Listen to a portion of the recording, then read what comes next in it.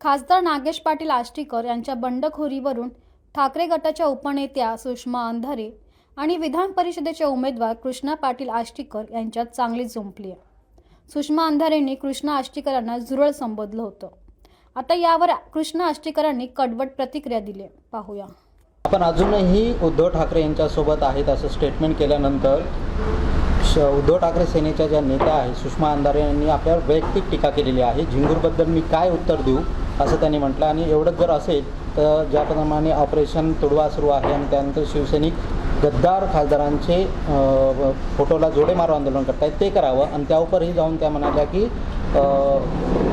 वडिलांचं पिंडदान करावं. काय उत्तर आहे? एकेकाने घेऊया आणि लास्ट खेप घेऊया. याच्यानंतर मी असल्या अश्लाघ्य, असभ्य, नीतिहीन आणि जिभेचा आजार झालेल्या बाईला परत परत उत्तर नाही देणार आहे. पण जे काही त्यांनी काल जे काही ते बोलल्यात त्यासाठी एकेकाने घेऊया.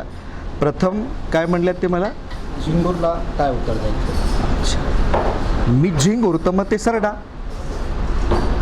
बाळासाहेबांवर ह्या बाई काय काय बोललेल्या आहेत, उद्धव साहेबांवर काय काय बोललेले आहेत, आदित्य साहेबांवर काय काय बोललेले आहेत, या सगळ्या गोष्टी बाजूला ठेवून आम्ही या बाईला स्वीकारलेलं होतं.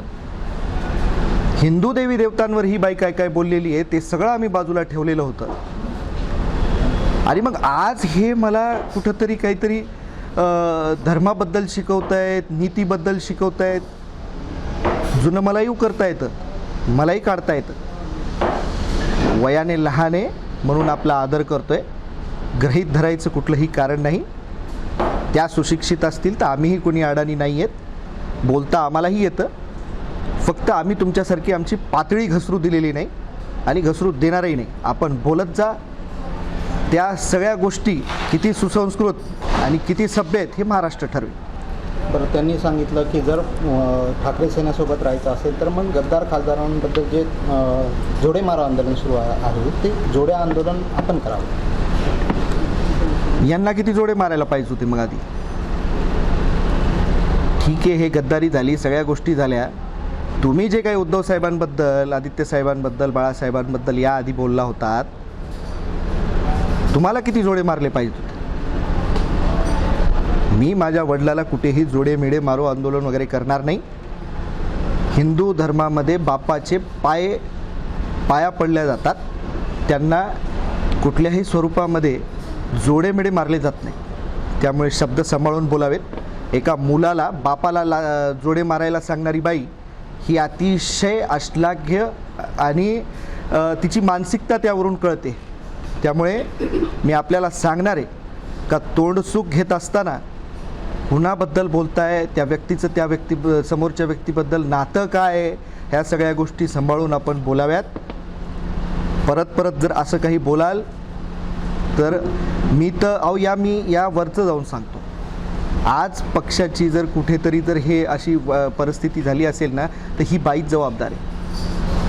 मी तर म्हणतो ह्यांची पहिले आधी स्वतःची यांनी स्वतःची ना एकदा काउन्सिलिंग करून घेतली पाहिजे. मी तर म्हणतो या बाईंना ना थोडा मानसिक आजार झालेला आहे. त्या मानसिक आजाराच्या पहिले त्यांनी गोळ्या सुरू कराव्या. ते कुठंतरी एकदा दाखवून घ्यावं. आणि नसेल तर माझ्याकडे फार चांगले सायकॅट्रिस्ट आहेत. नसेल तर त्यांच्याकडे आता त्या पुण्यालाच असतात तर येरवाडा काय फार लांब नाही आहे. त्याच्यामुळे येरवाड्यालाही जायला आपल्याला प्रॉब्लेम नाही आहे. एखाद दोन शॉट दिले डोक्याला का ते व्यवस्थित होतील कदाचित. त्यामुळे कुठेतरी आपणही तोंड सांभाळून बोला. ताई, मी आजही ताई बाई असंच बोलतोय आपल्यांना. कुठेतरी आपलं तोंड सांभाळून बोला. मी माझ्या तिन्ही मुलाखतीत स्पष्ट केलं होतं की मी आघाडीसोबत आहे. पण ही जर बाई अशी काही बोलणार असेल तर मी एक वेळेस राजकारण बंद करेन. पण असे लोकांना उत्तर देईन, राजकारण पॉज करीन. यावरी काय त्या शिवसेना वडिलांबद्दल तुमच्या श्राद्ध घाला.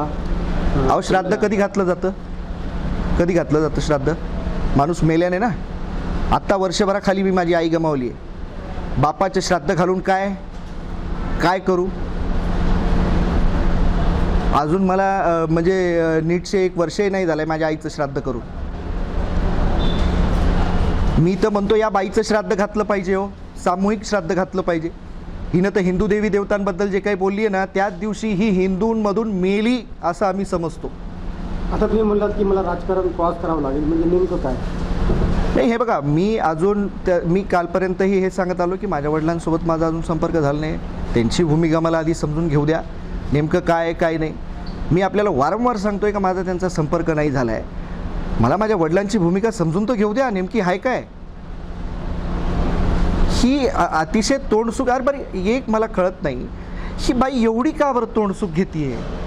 मी म्हणतोय ना हिला काउन्सिलिंगची गरज आहे. हो कसं आहे, बाकी कोणीच बोलत नाही, ही चालली आहे.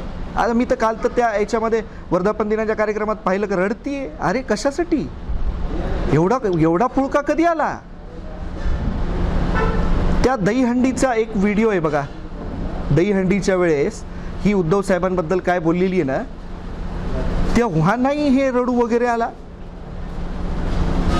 अहो कितीतरी लोक हिचं नाव सोडून गेल्या महिला पदाधिकारी. मी तर विनंती करणार आहे मीडियाच्या माध्यमातून, अहो साहेब खूप चांगल्या नेत्या आहेत, किशोरीताई पेडणेकर आहेत, बरेचसे चांगल्या नेत्या आहेत, त्यांना पुढे करा. ही बाई कुठेतरी मेंटली डिस्टर्ब बाई आहे, हिला बाजूला करा. माणसं हिच्याने जुळणार नाहीच आहेत. ही कुठेच इलेक्शन लढवून आलेली बाई नाही आहे. हिच्यामुळे कुठेही नगरसेवक आलेला नाही आहे. हिच्यामुळे कुठेही जिल्हा परिषद मेंबर आलेला नाही आहे. हिनं स्वतःच्या परळीमध्ये सुद्धा हिनं कुठे एक सुद्धा नगरसेवक आजपर्यंत आणू शकलेली नाही आहे. अहो परळी सोडा, जाऊ द्या, ही आज पुण्याला राहतात, पुण्यामध्ये किती नगरसेवक आले यांच्यामुळे. आम्ही लोकांसाठी आटापिटा करतो, लोकांची ह्या ठिकाणी उभा राहून त्यांची सगळी निवडणुकाची धुरा सांभाळतो. सामान्यातल्या सामान्य कार्यकर्त्याला काय लागतं हे काय माहिती आहे या बाईला. त्यामुळे मी तर सांगतो, त्यांच्याच शॉर्ट फॉर्ममधल्या बाईटमध्ये जर सांगितलं ती ही अशा सरड्याच्या चालीच्या बाईबद्दल मला काही असं फारसं बोलावंसं वाटत नाही. या बाईचे दाखवायचे दात वेगळे आहेत, खायचे दात वेगळे आहेत. त्याच्यामुळे मी स्पष्ट शब्दामध्ये कालही सांगितलं होतं, आजही सांगितलं, ज्या दिवशी माझे वडील येतील त्यांच्याशी बोलेन, त्यांची भूमिका समजून घेईन. आणि ही जर बाई अशी बार बोलत असेल तर मलाही विचार करावा लागेल. म्हणजे व्यथित आहात तुम्ही, आणि मग असं टीका होत असेल तर मग अहो बापाचं श्राद्ध घालायला सांगणाऱ्या बाईबद्दल व्यथित नाही राहणार तर काय राहणार आहे. कशासाठी श्राद्ध घालू. वैचारिक पातळीवर नीतींवर आपला विरोध असला पाहिजे. एका तुम्ही पोराला सांगता श्राद्ध घाल म्हणून. मी सांगतो सुषमाताईंना, घाला तुमच्या पोराचं श्राद्ध या राजकारणामध्ये. जमणार आहे. पण तुम्ही वडिलांशी आतापर्यंत संपर्क झाला नाही म्हणताय तुम्ही. समजा साहेबांनी जर भूमिका घेतली की शिंदे सेनेमध्ये जायचं, मग तुमची काय असणार भूमिका? मी ते त्यावेळेला सांगेन ना, नक्की सांगेन. आता तुम्ही उद्धव बाळासाहेब ठाकरे, अहो मी कालही सांगितलं, तुम्हाला काही शंका आहे का. नाही म्हणजे ही बाई तर मला आता हाकलायलाच लागली आहे. त्यामुळे ठीक आहे, मला अजून काही मातोश्रीचा फोन आलेला नाही. ही बाई तर तोंड सुख घेते, म्हणजे कुठंतरी कदाचित मला हाकलायचं ठरवलं आहे तर मी राजकारण बंद करेन. तसं संधी असेल ना, मी राजकारण बंद करेन. बरं साहेब, हे खासदार साहेबांनी का बंड केलाय का गद्दारी केली, दोन शब्दापैकी कोणता शब्द निवडणार? अहो मला माझ्या वडिलांना बोलू तरी द्या की हो. ज्या वेळेला त्यांचा संपर्क होईल, काय दोन शब्द बंड आहे का गद्दारी आहे? मी आज याबद्दल काहीही बोलणार नाहीये. ज्या दिवशी माझ्या वडिलांसोबत माझं बोलणं होईल त्यावेळेला मी त्यांच्याशी बोलेन, नक्की बोलेन, आपल्याला कळवेल.